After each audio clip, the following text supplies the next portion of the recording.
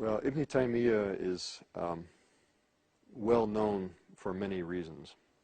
Let me start with the security reasons. He is quoted as an authority by Osama bin Laden, and that tends to get people's interest immediately.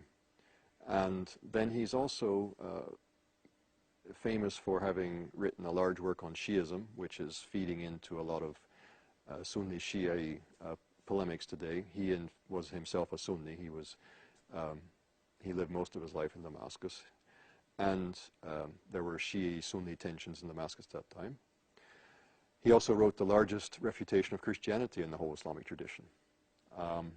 He's written a refutation of Aristotelian logic, and coming out of this, he's quite a modern figure, actually, in terms of his epistemology and the way in which he approaches texts and so on. He's written a very huge work arguing that the revelation of Islam agrees with reason, so the agreement of revelation and reason.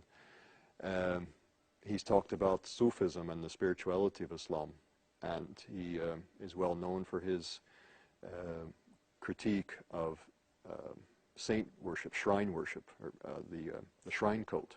So he covers all kinds of things, and there are different groups of Muslims and non-Muslims today who have taken interest in his work on any one of these counts and gotten quite into his thought. But he has something to say about a lot of different things. He stands about midway between the beginning of Islam and the present day. He lived in the late 1200s, early 1300s. He died in 1328.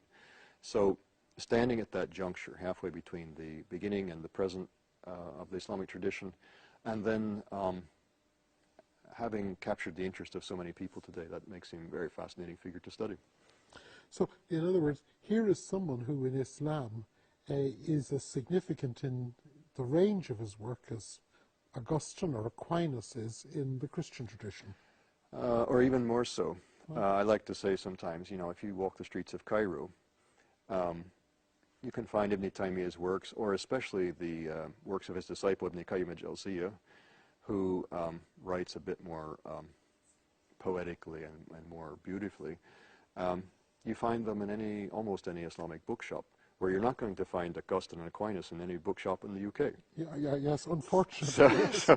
So there's a sense in which Ibn Taymiyyah and Ibn Qayyim al-Jawziyah, his student, are more present in centers like Cairo and. So studying him is not just studying the historical thought in the way that we might study the historical thought of some great thinker in the past. It's actually studying a living force in Islamic understanding today.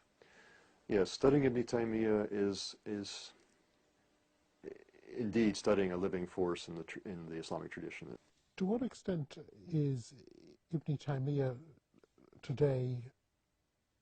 We spoke earlier about him being a living force. Mm-hmm. What would you say is the most salient of his thoughts that is active today?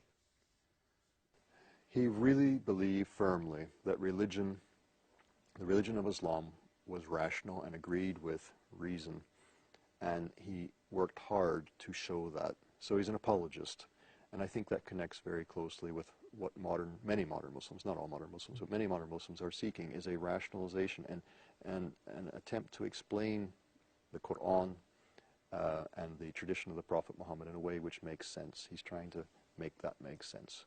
It's reasonable. Okay. We have tried in this short film to introduce the thought of a great thinker. I hope you found it interesting, and I hope that it has helped you to discover more and whet your appetite to study even more. John, it's been great having you. Thank you. Thank you for watching.